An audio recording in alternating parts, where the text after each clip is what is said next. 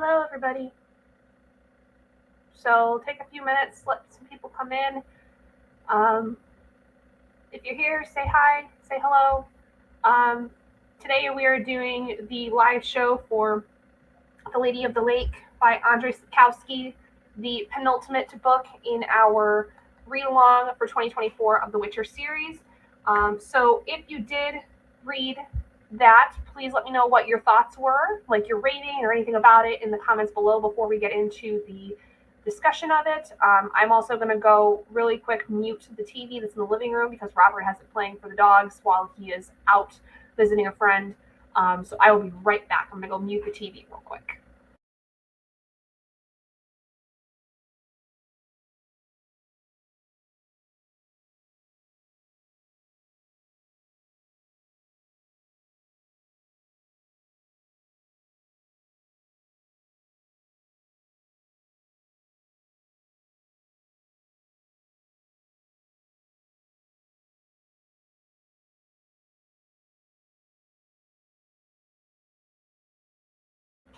Okay, that's taken care of. So yes, once again, if you are here, say hello. Let me know what your thoughts were of The Lady of the Lake if you ended up reading it. I don't know whether or not we're going to do sprints after this or not. I will be completely frank with all of you. I am not in the best of headspaces right now. I've had a very anxious filled day for some reason, and I quite honestly, up until about maybe a little bit over an hour ago, woke up from a nap because I could not function and I needed to rest. And I'm still feeling very groggy. But I'm hoping that with a little bit of caffeine, maybe it'll help. We shall see. We shall see. Which actually, that reminds me, I need to take my meds real quick. So if you have medications that you need to take, this is your friendly reminder to take your medications.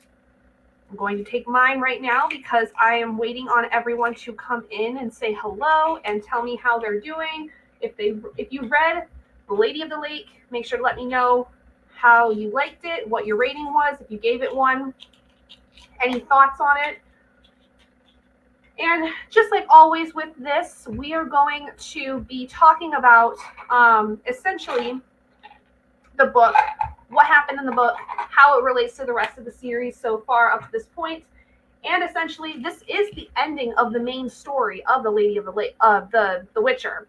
And so, how did it feel as overall an ending before we get into kind of the epilogue novel that is Season of Storms? But I'm going to take my meds really quick before I forget, because Lord knows I will forget if I don't take them right now.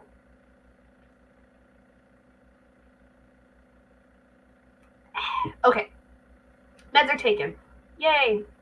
Hi, Andrzej. Welcome. So yeah, we'll get started here in just a minute to talk about The Lady of the Lake. If you have not read this and you're totally fine with spoilers, please feel free to stay around. But as usual, I've not read the book, but I'm here for the live anyway. Well, I appreciate it. And at the very least, you'll kind of get an idea of the series and whether or not it's something you would have enjoyed in the first place. But no matter what, I appreciate that you're here. I love having you as always. So, and I have an Oscar, I think. Oh, he left. I was going to say, I thought Oscar came in to come sit at my feet, but he's decided he's going to stay out in the living room. Okay, so let's do the dang thing. All right, so got my notes pulled up here. So essentially what we saw with the last book, which was the Tower of the Swallow. Essentially, we learned that Ciri had gotten separated from Geralt and Yennefer, and the whole story was their traversing of trying to find her, whereas Ciri also was kind of telling the story of how she kind of got into the position that she was in, that where she was wounded, she was terrified of this man named Bonhart, who essentially had beaten, possibly sexually assaulted her, various other things. This man was not a good guy, and he has been on the run for her in a long span of time. And so Ciri was recounting the story of how she had left the Tower of Torzirio essentially, and how, I think it was Torzerial, the Tower of the Swallow, essentially. The whole thing that was the book that was about was the Tower of the Swallow.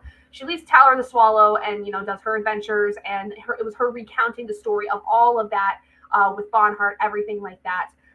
In the midst of the story, there being stuff about Geralt and Yennefer trying to individually find her, but getting their own things handled, stuff like that. So let's get into the Lady of the Lake. So at the end of the Tower of the Swallow, Ciri goes through another portal in this world, in Torzerial, when she is basically escaping death. She is essentially like fighting for her life at the end of the Tower of the Swallow, and she escapes.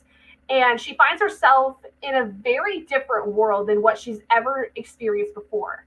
And it turns out it's an elven world, filled with elves. Now, we don't think necessarily this is like Nilfgaard of any kind. It very well could be. It's not really, I think, fully described that it's in Nilfgaard. If I could be mistaken, but she's trapped there, and there doesn't seem to be a way out. Everyone is telling her there is no way out for her, but all the people in this world, they know who she is, and they know that she is essentially this child of prophecy, which she has been basically her entire life up to this point.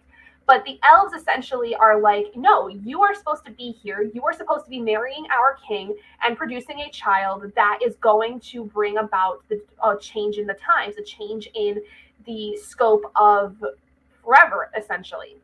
And they tell her there is no way for her to get out of this world. There is no way for her to escape. She's stuck there. And even if she doesn't want to marry this person and have a child with him, that's really, she has no choice at this point. It also seems that there's this really difference in time, that time moves differently in this elven world than time does in the world where Geralt and Yennefer and everybody else is. So that's what they claim at the very least. It's never really told whether or not that is true. That's just what's claimed. And Ciri, being Ciri, she is not going to let this essentially bring her down. She is not going to be defeated. And my boys have decided that they're going to be a little rambunctious. I don't know what's going on with them. But essentially, Ciri does figure out that she needs to go find Geralt, his companions, and try to basically destroy Leo Bonhart, the man who basically hurt her in the story of what she told in the last book. And everybody's still at war, mind you. There's still this big war going on between Nilfgaard and the other kingdoms and all this stuff. There's still a huge war going on. Let's not forget. So essentially, though, what ends up happening in the very, very beginning of this book is that Ciri essentially is bathing in this pond, and she comes across this figurehead named Sir Galahad, and he is of Arthurian legend. Like, he is fairly well known, and he mistakes her for this fable, this story of the Lady of the Lake, who like is this mysterious figure, this ethereal figure. She is mistaken for the Lady of the Lake by this knight. And they talk, and Ciri tells him her story. And then essentially what happens is then a little bit later in the story, it takes place a little bit later after the story. A young maiden named, I'm trying to think of how to pronounce her name, Conwiramers, I think, meets the actual Lady of the Lake named Nimue, who is studying the legend that there is of Geralt and Ciri. Now, this, again, is something where, like, there's, legends, there's stories, there's prophecies, all these different things that are involved in this world. Now, these two do this through studying pictures that portray the characters of Geralt and Ciri and the events at the behest of Nimue, the Lady of the Lake. Her first dream, Condomir's, or actually, no, let me back that up a little bit. The whole studying of this is to guide dreams, and Conwiramir's essentially starts to dream of the events for the Lady of the Lake. Like, she's basically the conduit for the dreams, essentially. And her first one is of a man named Stefan Skellen, who we learned about before, and Leo Bonhart. And the dream basically, it reveals that they're looking for Bilgefortz, who is a wizard that has imprisoned Yennefer, who we basically saw that happening in the Tower of the Swallow. We know Yennefer is trapped. We know that she is unable to move forward in finding Ciri and finding Geralt, and she's kind of suspended almost in this, like, I don't remember necessarily whether she's literally suspended, but at the very least she's in prison. We can't really, like, get her to do what she needs to do. And then when that dream ends, another one starts, and this one then deals with the adventures of Geralt. So the whole storyline of both Yennefer and Geralt is told through these dreams of Conwiramir's, who is having these dreams for the Lady of the Lake, basically. Now, in Geralt, in his story, in the dream that has him, he's been basically throughout this entire time completing monster contracts, which he's done up until he had found Ciri in the first place. He goes to the Beauclair city of Toussaint with Dandelion, Regis, Melva, Angoulême, who is another character we met within the Tower of the Swallow, and Cahir. And they've basically been just kind of going about their time, and they're hoping to find Ciri in the midst of all of this. They don't know where she is. They're just trying to find her in some capacity. Now, while they're in the city of Toussaint, Geralt does a little hanky-panky with a character named Fringilla. And Fringilla is one of the members of the lodge that Yennefer is a part of. And it's a group of secret sorceresses that are trying to control the political world, the political landscape of the entire world.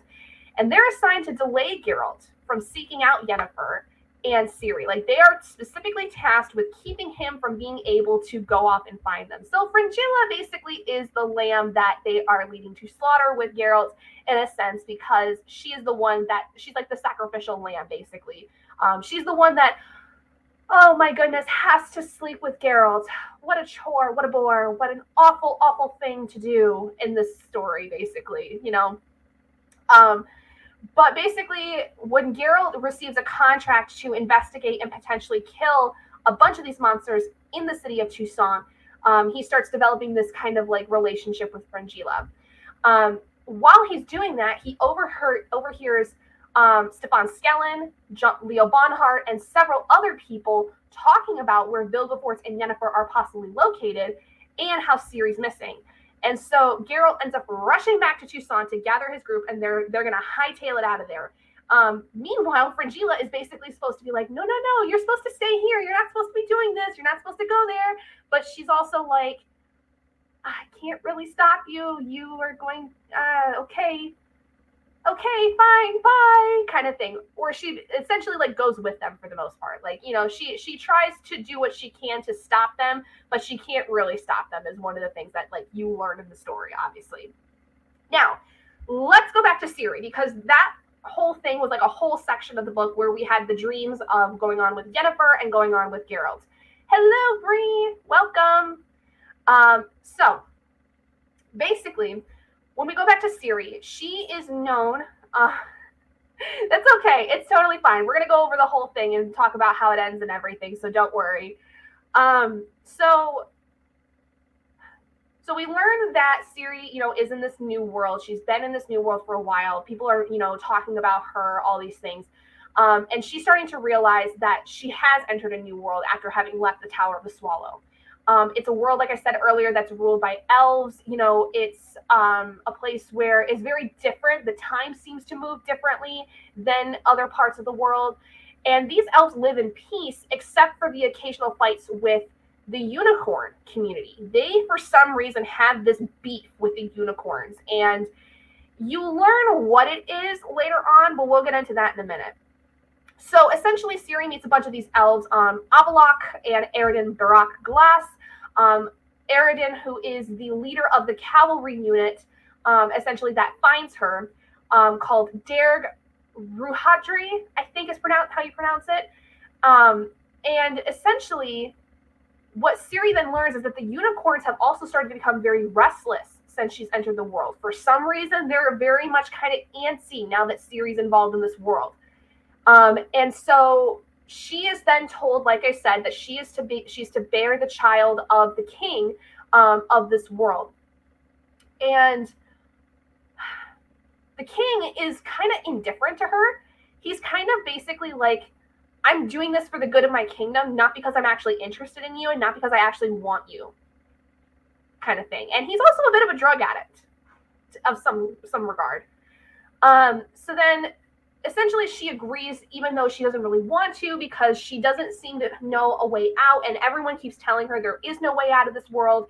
She's basically stuck. So she's trying to kind of like keep the peace of sorts, and she's just trying to make peace with the fact that she very likely could never go home. But unfortunately, no child comes into the foray, and essentially she confronts the other elves of the castle, and she's demanding to be let go, because especially with how Oberon treats her, the king, he is very much like a cold, mean guy. She doesn't want anything to do with him. And because she knows the king's not really interested in her, she's like, well, what's the point of me being here? I want to go back to my world and find my friends. But because of the fact that times happens differently in this world, supposedly, that all of her friends could be dead. She is told that it is possible her friends could be dead, because supposedly time moves differently here. And the people tell her, the essentially the group that is not the king, they tell her that once her task is accomplished, she will be let go, but not until then. And then Aridin confronts her, giving her a vial. Aridin being the leader of the cavalry, like I said, he comes up to her and is like, listen, I've got this thing that I think will help you.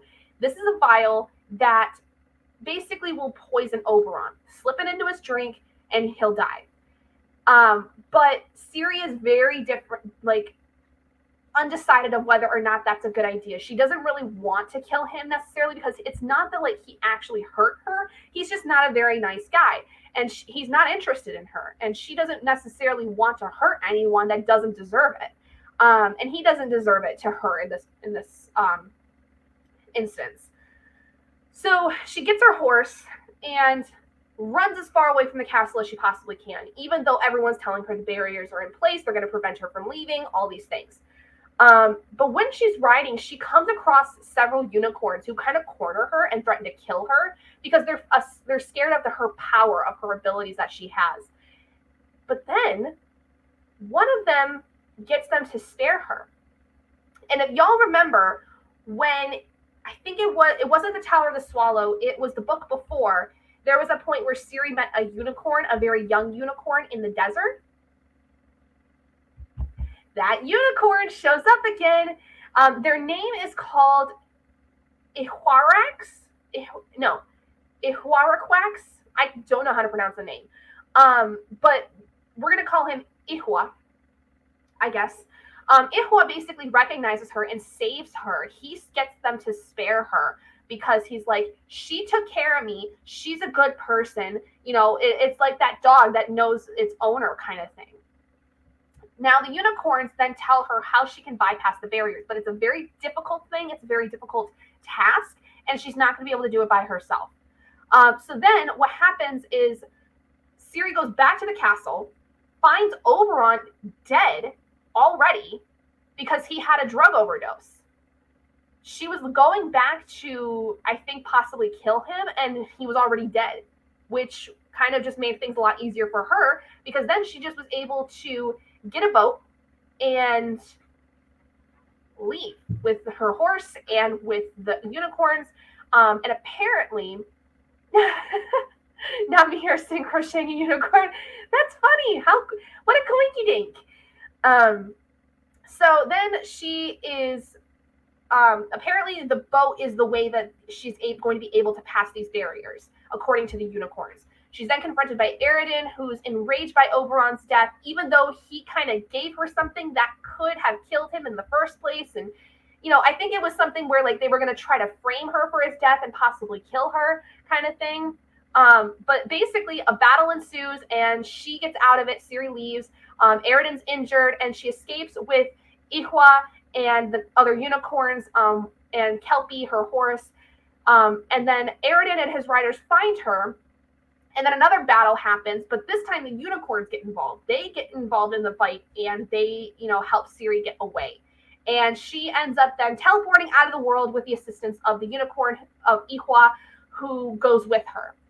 Then we jump to, briefly, a character named Jar, who is a monk that had joined the army of the Northern Kingdoms this was a group that wanted to repel the invading Nilfgaardian army. Basically, the northern kingdoms that are fighting the Nilfgaardians, they formed a group, and Jar is part of that.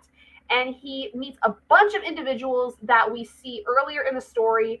And the unit is basically called the Poor Fucking Infantry, or PFI. They are just a bunch of misfits. They are a bunch of people who do not really seem to be doing well in battle. They're just kind of there. We meet them briefly, but they do play a bigger part in the story a little bit later. So we go back to Ciri, and she's jumping between worlds and different times to find her place, running from Aridin and his band of cohorts. And she ends up actually jumping to find Nimue and Conduiramirs without even realizing it. She meets them briefly, and they point her in the direction of where she's supposed to go, and they wish her luck on her journey. Not really knowing that these two characters, like I said earlier, are kind of the ones that are trying to get, they're actively pursuing this idea, of having Ciri and Geralt and Yennefer win. So then we go back to Jar, and all these armies are coming together, and Nilfgaard, they've come to his town called Brenna. And there's a battle that's going there, and it's kind of back and forth. One team's winning, one team's losing, but it's back and forth, back and forth, back and forth, The Elven units attack the Northern Army, and they go to slaughter the injured that are in the medical tents. They actually go off to the medical tents to kill all the people that are injured, because obviously they're the weaker ones, right? And so then Redania, they have a huge cavalry that comes over and essentially, causes the Nilfgaardians to go, run away, basically. They end up hightailing it out of there, but not before a lot of them are killed. So the Redanian cavalry does a huge amount of damage to the Nilfgaardians, and the commander, named Kuhorn, is killed in an attempted escape. This battle was then called the Miracle at Brenna, and essentially it forces all the Nilfgaardian forces south of the Yaruga River, which had served as the border between Nilfgaard and the Northern Kingdoms, and essentially a ceasefire is then declared to make peace at this point. So that's kind of what we see with Jar for a while. Then we go back to Ciri, who basically has found Vilgefort's castle to try to find Yennefer, and she can't find Geralt, but she knows that Yennefer is going to die without her help. So she asks for Yennefer to be released in exchange for herself, but Vilgefortz is like, ha ha ha, joke's on you, I'm going to imprison you too. So Geralt then arrives, and he finds Ciri first, not knowing that she had gotten there earlier. And he and his group storm the castle, kill a bunch of Skellen's men, and unfortunately we find out that our wonderful archer, Milva, dies. She is killed. And right here is where we're going to have a lot of character deaths. And I will say it felt like my heart was being ripped apart in multiple pieces at this point, because there were some of these characters that we've met in, the last book that I really found to love. And we're going to lose a lot of them. So here we go. Fair warning. There's going to be a lot of deaths here. So first of all, Milva dies. Geralt and Regis then go to find Yennefer, and Cahir and Anglomem go to save Ciri once they learn that she's there. Yennefer is saved by Geralt, naturally, and Geralt's just killing left, right, and center. He does not care who is in his way. He is going to find his woman, and he is going to kill anyone that stands in his way. Bonhart actually is the one that he arrives, and he frees Ciri, but because he wants to fight her in a fair fight. He wants to kill her in a fair fight. And Ciri ends up fleeing. She encounters Cahir, who she realizes is the knight that saved her several years prior when she was essentially left for dead in the town that was burning. And that dream she was having with the Black Knight that was, carrying her through this burning city, that is Cahir that we learned about in the last book. She realizes it's him, and he fights Bonhart, but unfortunately, Bonhart kills him. And then Anglomem dies in the same manner. Anglomem tries to then fight Bonhart to save her, and she dies. So we have two people that Bonhart kills outright in this story. Then Ciri and Bonhart are the ones that end up fighting. They actually get into it, and Ciri uses the environment that there is in this world to her advantage. She ends up actually taking the Witcher medallions from Bonhart, and I mean, obviously she wins. She wins, she beats him, she takes the medallions off of him, and then runs to find where Geralt and Yennefer ended up. While all this is happening, Geralt, Regis, and Yennefer are seeking out and fighting Vilgefortz. Unfortunately for us, Regis, our vampire friend who's been alive for thousands of years, who had all this knowledge and wonderful medicine capabilities, he is obliterated in the fight. He is turned into a pile of dust. And then Geralt and Vilgefortz fight. Geralt is the one that is victorious. Everybody meets back up. Ciri finds Geralt and Yennefer, and they go out. They go out to the courtyard where there's a bunch of Skellim's men, and then they also find the Emperor of Nilfgaard's men that are taking the castle, and they're imprisoning anyone that is remaining there. The Emperor actually is revealed to be Duny, who is the person that was Ciri's father, which is odd, plot twist, because we all assumed that her father had died years and years and years before. And he's supposedly the Emperor of Nilfgaard? What? Like, my mind was blown when I saw that. I was shocked beyond belief because Duny was a character we met briefly in The Last Wish. In the compilation of stories in The Last Wish, there was the story of essentially who were Ciri's parents. And we all learned that they died, supposedly, at sea, but that did not end up happening. And what her father wants from her? He wants to marry her. He wants to marry her and have a powerful child. So there's some incest involved in here as well, which made me very uncomfy. I did not like that. I hated that very, very, very, very, very much. Ick, ick, ick, ick. So essentially, though, what ends up happening, they're captured by Duny. And Duny, rather than killing Geralt and Yennefer himself, the people who saved his daughter, he says, you know what, I'm going to leave you two in a locked bathroom, and y'all can just kill yourselves. Y'all can just die. Like, I don't want to be the one to do it, so you both better do it yourselves. And Ciri is basically going to be taken to be the empress and mother of an incestuous child. And Geralt, essentially, he accepts it, and they decide to take a bath, he and Yennefer. But when Duny then sees his daughter, he starts to kind of think back on his plan. He starts to kind of regret the plan that he made. But without actually revealing the relationship he has to her, like, he never says that he's her father to her. He kisses her forehead, he lets her go. And she then finds Geralt and Yennefer, and she's like, yeah, they left. They just up and left. I don't know what just happened, but they're gone now. They left. They left the castle. And so basically the three of them then go on their merry way. And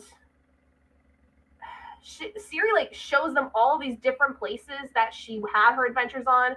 And they eventually go back to Toussaint. And all the while, Dandelion's been stuck in Toussaint. He stayed there, mind you. And he's on trial. When we get to Toussaint, we find out Dandelion's on trial and is going to be executed.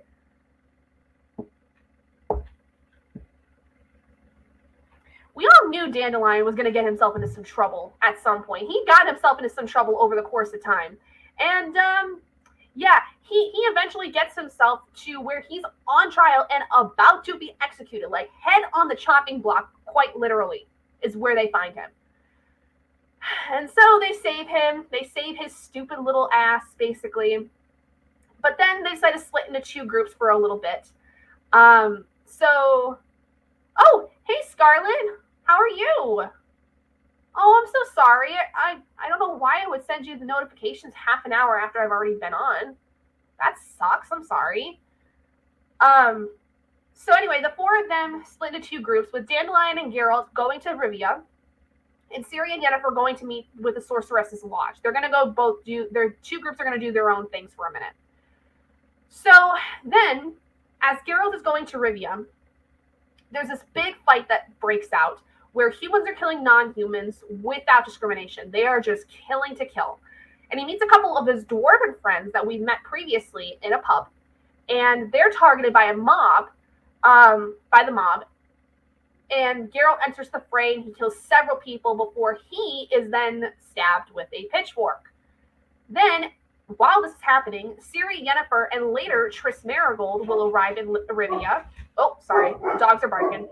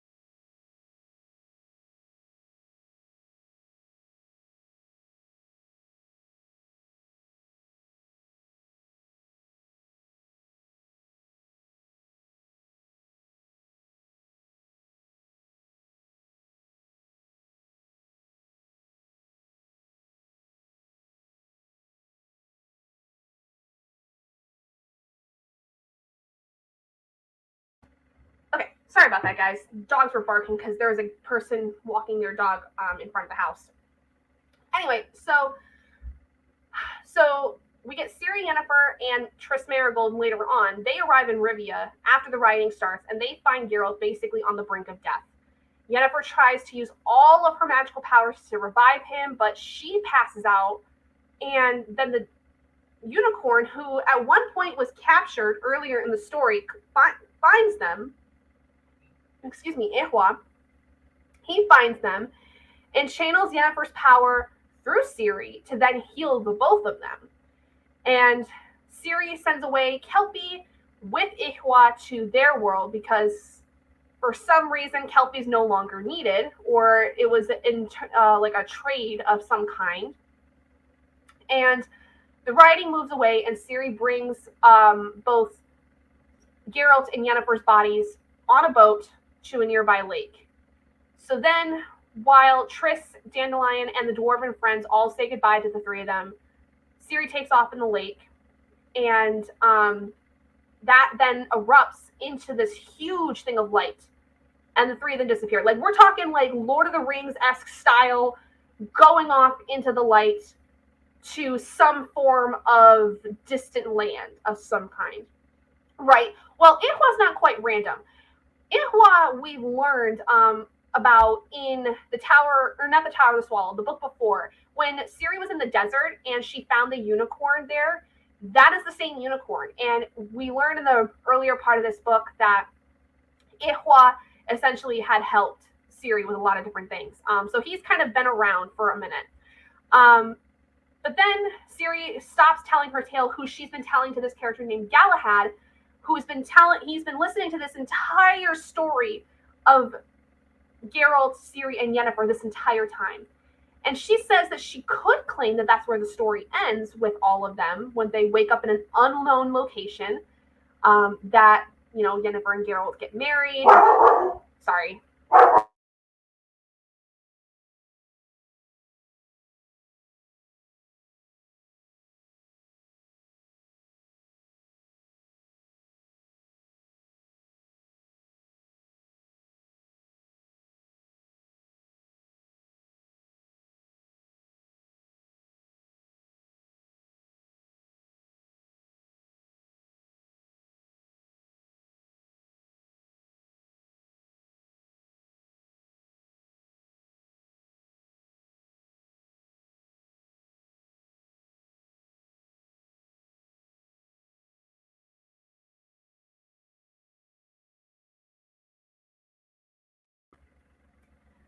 He's been random since the last book. Yeah, I mean, he was kind of random in the sense that, like, you know, he kind of just showed up out of nowhere, but it is what it is.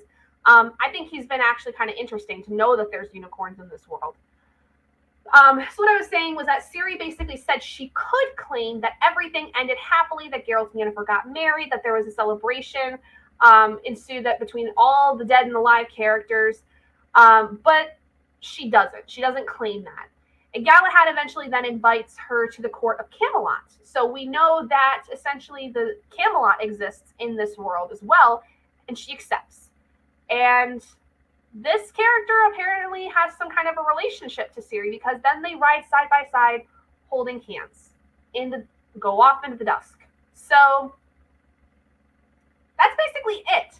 That is the entirety of The Lady of the Lake. There is a lot that happens in this book. It is the chunkiest book of the entire series at over 500 pages of text. And quite honestly, this is probably my favorite book of the entire series. I think that while I gave it a 4 out of 5 stars, I loved this book so much. I loved especially, I think, the whole saving of Yennefer scene. I loved that fight with Bonhart and with Ciri and Geralt and Vilgefortz, and that was just probably my favorite part of the entire book. And I loved the way that this ended. I loved how there was that kind of Lord of the Rings-esque ending, and how Ciri kind of could claim that all these things happened, but she doesn't. Like, she doesn't claim anything completely happy happens, and that we then get another book in the series that supposedly has more to the story. Thank you. I'm happy I liked it too. I mean, most of the books in this series have been 3 or 4 stars. It's been a solid reading series of this, but this is definitely my favorite book of the entire series up to this point, because I just loved so many of the things that were brought up. And then the plot twist of who Ciri's dad is in actuality, like that's a word, in reality of like who her father really is, and the fact that he was even still alive, like my mind was just blown to smithereens. I was shocked beyond comparison to any other book that there was in this series. I feel like that this one had the coolest way to end the story, and then we got Ihwa and all his involvement with everything, and we learned that there's more to this world than meets the eye, and that there's a lot of different, things in play. Like, this very much had that kind of multiverse feel to it, in the sense where, like, there's all these other worlds involved. Time passes differently in some of the worlds. There's so much going on with this that I found so interesting that I wish was played more into the other books.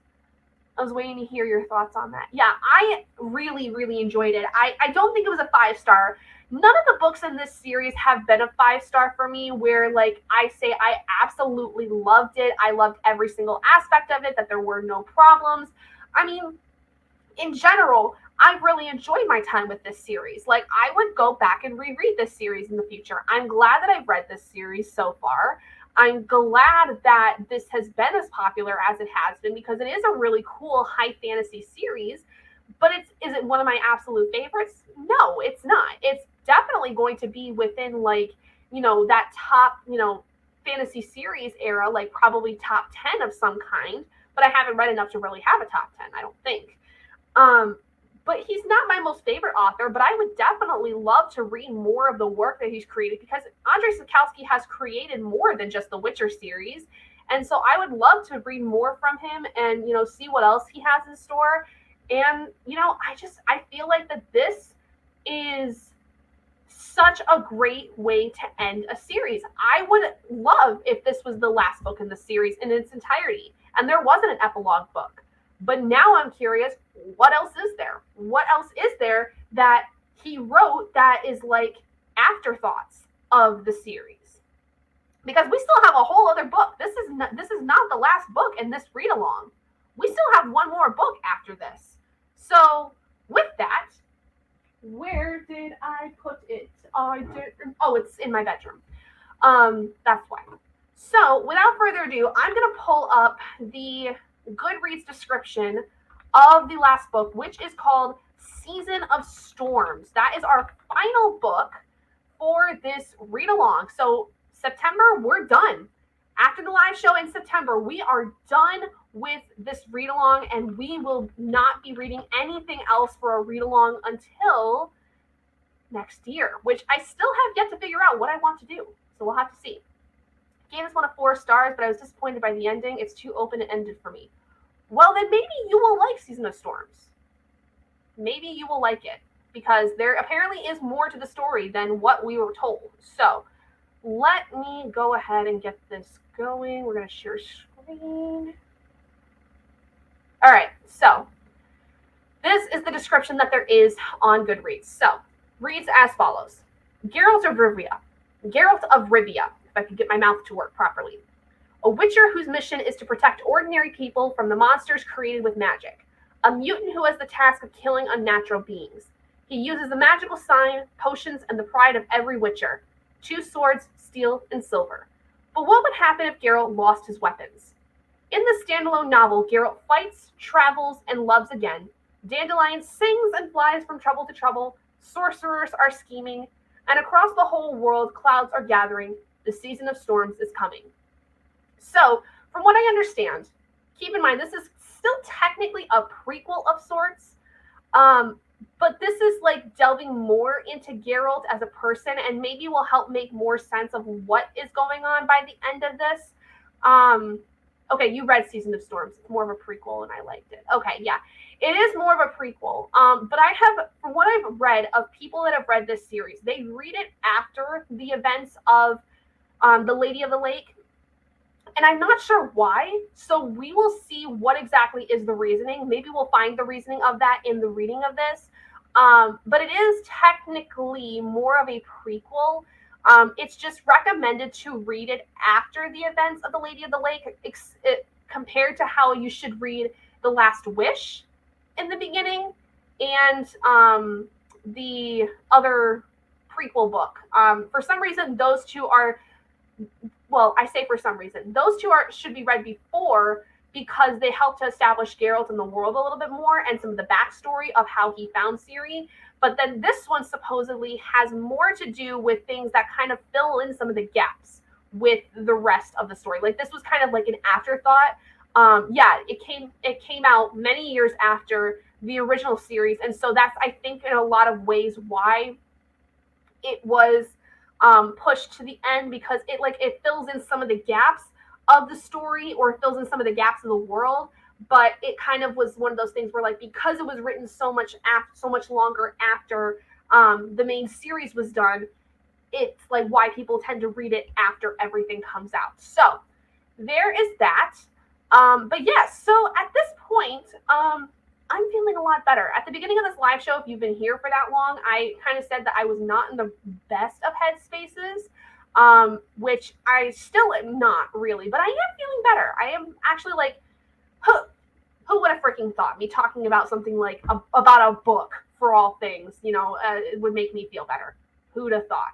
Apparently not me. So anyway, I am debating on whether to add sprints onto this video, or if I should make a separate live show and set it for like 9 o'clock and do sprints that way. What would be better? I don't really know. I feel like it doesn't really matter. At the same time, I feel like it does matter. And I feel like I've done it too often where I've added sprints onto a live show that I did for a specific book. I'm not sure what to do. I might make a new live show. I don't know. Thank you. Yes, I don't know. Today I just had the worst bout of anxiety for some reason, and for no actual reason at all. But I do think that I am in a low cycle kind of thing, low mood, low energy cycle at this point, which is not great. It usually is when my anxiety will spike a lot more, and when I will become especially much more depressed. But I'm glad I decided to stick with doing the live show tonight, because I do feel a little bit better. I feel actually a lot better than I did earlier, which is good. So, but yeah, what do you guys think? Would you guys want to do sprints? And if so, would you want to do it in a separate live show, or is it okay if I just continue it on from here? What do you guys think?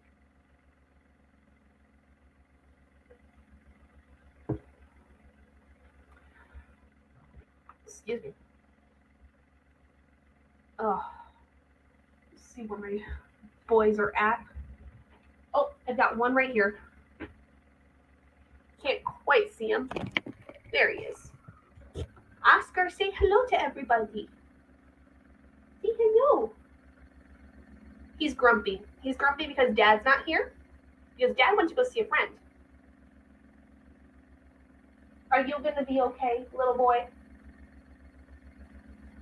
Yeah, you'll be fine. So, all right. Now I got the burps because I'm drinking a Coke. Whatever I prefer. Okay, we might do a separate live show then. That might make more sense to me. Oh, I know. Isn't he so pretty? He's so pretty. He's like white, fully white, one brown eye, one blue eye, and he is a German Shepherd Husky mix.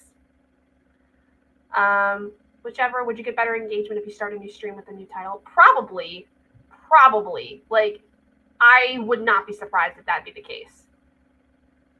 Dad, I don't really know because he loves us both equally. Like, okay, here's the thing. He definitely loves Dad and will spend all his time with Dad when he wants. But at nighttime, when I go to bed, he is at or on my feet. He does not leave me alone at night. I don't and he, especially like if I'm in here, like he just moved himself. He went out and then he came back and he's sitting right behind me. If I'm by myself, especially, or even if I'm not, he will be in, if I'm in this office, he is behind me or he is under the desk on my feet. So I don't really know who is his favorite. I mean, I don't even know if he has a favorite per se. That's not true. I think that my mother-in-law is one of his favorite people for sure. Yes, my pretty double-eyed baby. He's my sweet boy. Does he want all his people with him at all times? Oh, for sure. That's pretty much every dog. They want all their people with them at all times. Oscar especially. He has more of the separation anxiety of my two dogs. But here's the thing. So he's not a COVID puppy. He's not. But when we first moved here, I had my two rats. And then when my rats passed away, we got Oscar. And that was in 2022. Because I got him just after the new year.